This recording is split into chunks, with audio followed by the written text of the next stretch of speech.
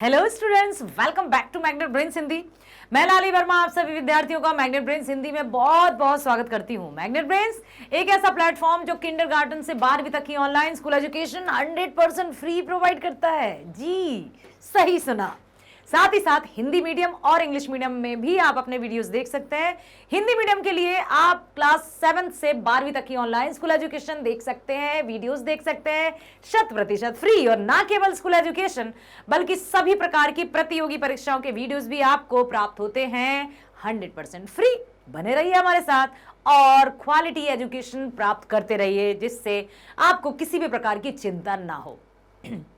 प्यारे विद्यार्थियों, हम अपनी पाठ्य पुस्तक गोधुली भाग 1 अर्थात कक्षा 9वीं का 10 तक कंप्लीट कर चुके हैं। पाठ 10 कंप्लीट हो गए हैं।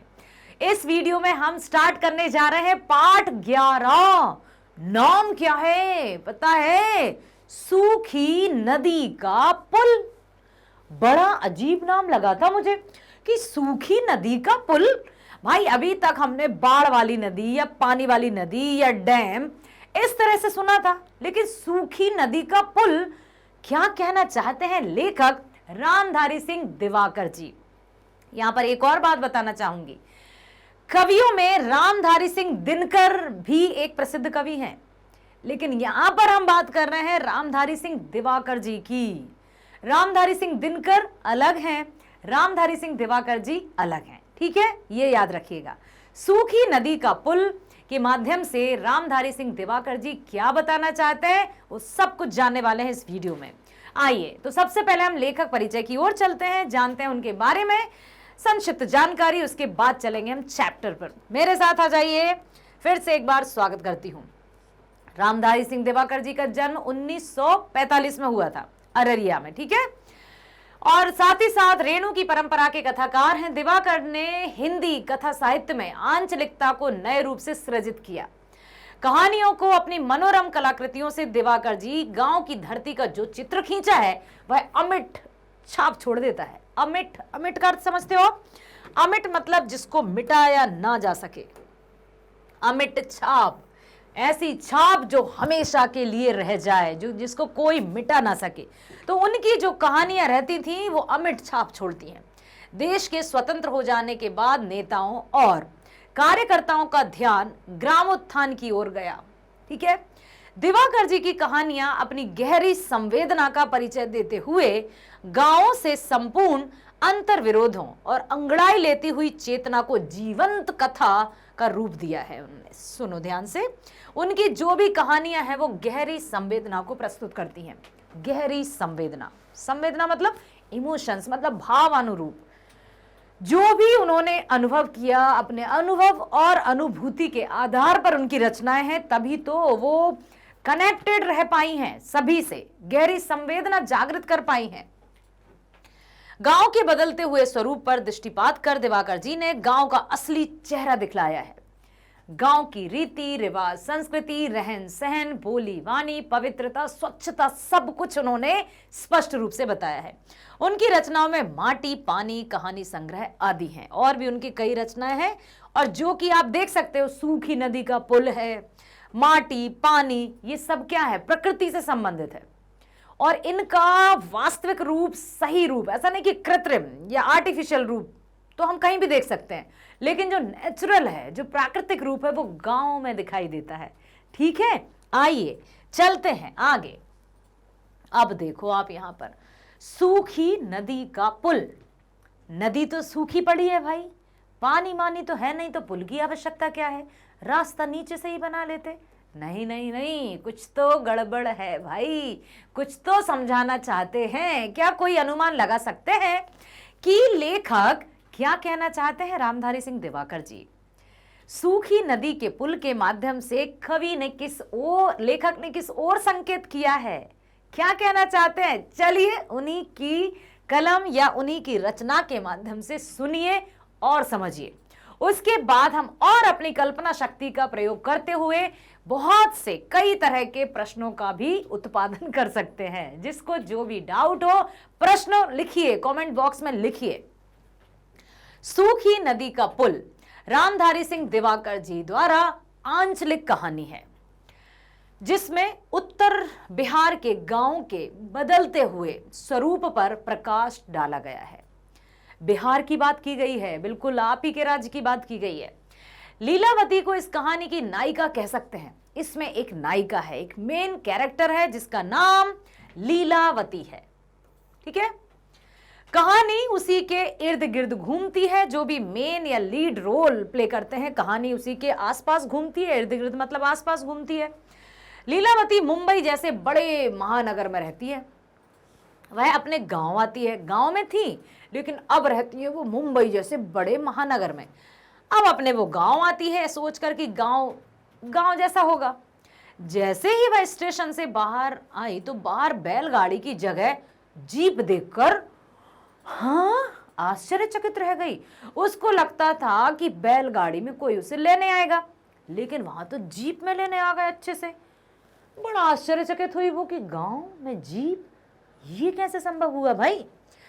उसके मन में ठेस सी लगती है। थोड़ा सा उसको ये हुआ कि क्या गांव भी शहर जैसे हो गए, क्या गांव की संस्कृति भी कहीं ना कहीं धूमिल होती जा रही है, कहीं ना कहीं लुप्त होती जा रही है। क्या शहरों की चमक दमक या जो रहन सहन है, वेशभूषा है, उसकी जो छाप है वो गांव के लोगों पर भी पड़ गई है, गांव पर भी पड़ गई है।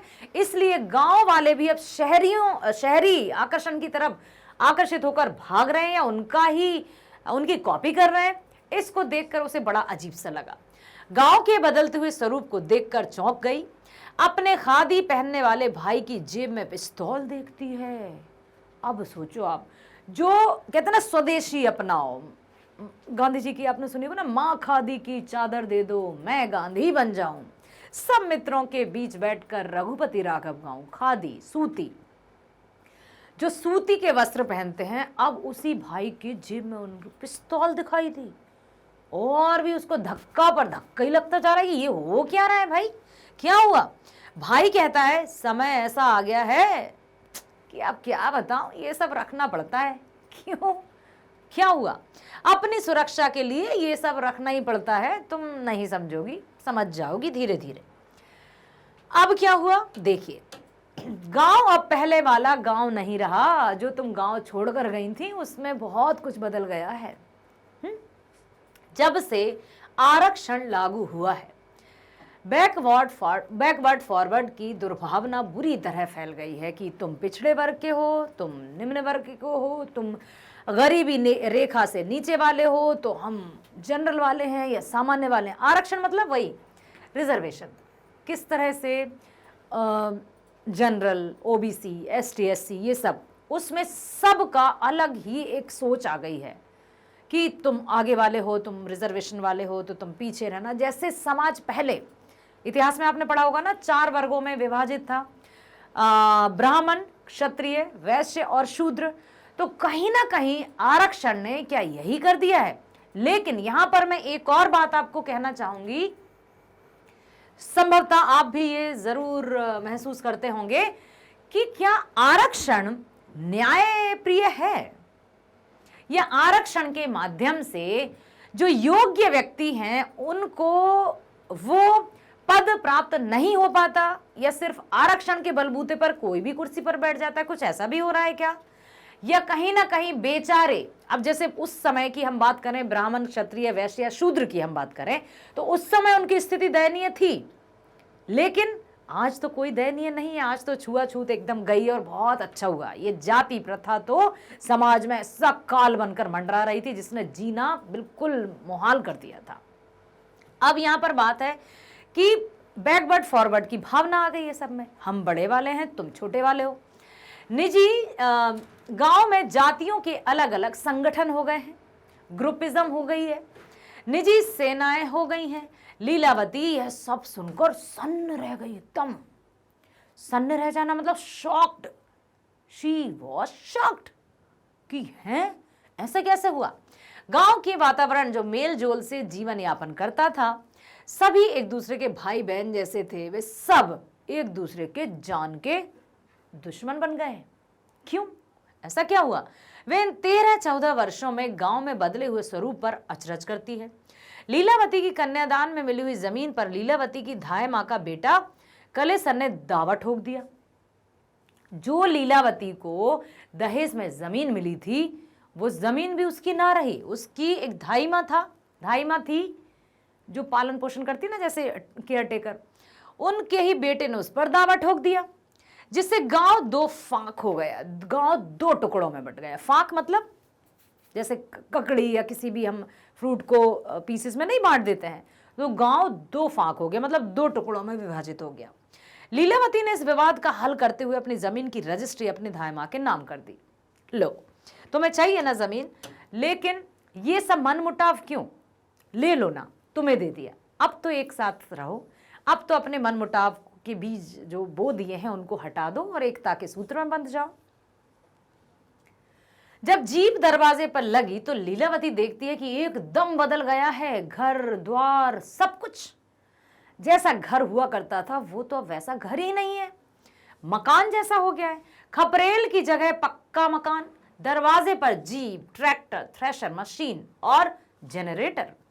बिजली के पोल गांव तक आ गए हैं, फोन, फ्रीज, टीवी, वीसीपी, सब कुछ।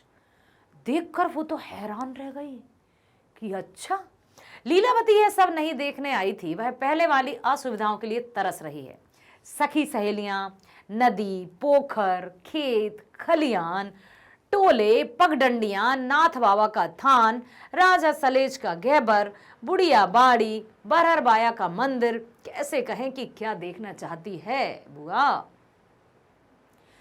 वो चाहती थी कि गांव में जाऊंगी, मुझे वही वातावरण मिलेगा जो पहले मिलता था, लेकिन ये तो कुछ और ही आ गया।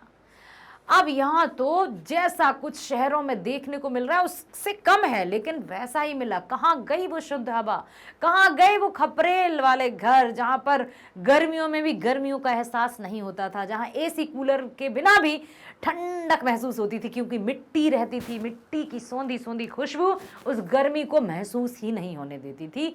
और ये मैं कहूँ आपको एक बात, मैं भी गाँव की हूँ, 5वीं तक पूरी तरह से, और ऐसा नहीं कि 5वीं के बाद फिर मैं कहीं बाहर चली गई। हाँ, 6वीं से 12वीं तक की जो शिक्षा है वो ज़रूर गांव से बाहर रहकर हॉस्टल में प्राप्त की, ग्रहण की, लेकिन गांव तो है, परिवर्तन तो बिल्कुल आया है। ठीक है, तो वो देखना चाहती थी सब कुछ वैसा ही हो। लीलावती ने अपना कर्ज उतारने के लिए ज़मीन की रजिस्ट्री सहेली माए नाम पर दोनों टोले खवा सटोली और बुआन टोली में मेल मिलाप करवा लेती है। उसने भाई अपनी ज़मीन भी कर दी, मेल मिलाप से रहो, मुझे नहीं चाहिए आपकी धन दौलत या ज़मीन, आप बस आपस में रहो, कोई मनमुटाव मत पालो, ये नहीं कि मेरी ज़मीन हो तो मुझे तुम शत्रु की दृष्टि से देखो। अच्छा यही है, बड़ी आ गई, अब ये आ गई ज़रूर कुछ कहेगी। नहीं कह रही है लीलावती कुछ भी, ले लो तुम ज़मीन, लेकिन जिस तरह का मन पहले था, जिस तरह से आपस में मेल मिलाप या बहुत आपसी सद्भाव के साथ रहते थे, वो भावना उसको चाहिए। ठीक है, समझ आया? तो सूखी नदी का पुल यही बताना चाहते हैं लेखक कि अपने मन की जो भावना है, आपसी प्रेम है, उसमें क्यों दीवार खींच रहे हैं, क्यों आपस में दरार या क्यों मनमुटाव पाल रहे हैं, जिससे आपसी रिश्ते खोखले होते जा रहे हैं, खून के रिश्तों में भी दूरियां बढ़ती जा रही हैं। सूखी नदी में पुल की कोई आवश्यकता नहीं होती, खून के रिश्तों में दरार नहीं आनी चाहिए। आपसी मेलजोल करो, ये सत्ता, ये संपत्ति, ये धन, ये दौलत सब यहीं रह जाना है, बस मिलजुल कर रहना है। मेरे प्यारे विद्यार्थियों, आशा करती हूँ आपने सुना है तो समझ जरूर आया होगा। मैं बस यही कहूंगी कि बने रहिए हमारे साथ मैग्नेट ब्रेन्स पर। मैग्नेट ब्रेन्स एक ऐसा प्लेटफॉर्म जो हिंदी मीडियम और इंग्लिश मीडियम दोनों प्रकार की स्कूल एजुकेशन 100% फ्री प्रोवाइड करता है। किंडरगार्टन टू 12वीं, मतलब किंडरगार्टन से 12वीं तक की स्कूल ऑनलाइन एजुकेशन फ्री, साथ ही साथ हिंदी मीडियम की मैं बात करूं तो कक्षा 7वीं से 12वीं तक की ऑनलाइन स्कूल एजुकेशन फ्री, साथ ही साथ सभी प्रकार की प्रतियोगी परीक्षाओं की वीडियोस भी आप देख सकते हैं एब्सोल्युटली फ्री, वो भी हाई क्वालिटी एजुकेशन, क्योंकि क्वालिटी के साथ नो समझौता। बने रहिए हमारे साथ, मिलते हैं नेक्स्ट वीडियो में। स्वस्थ रहिए, खुश रहिए, bye bye, thank you so much.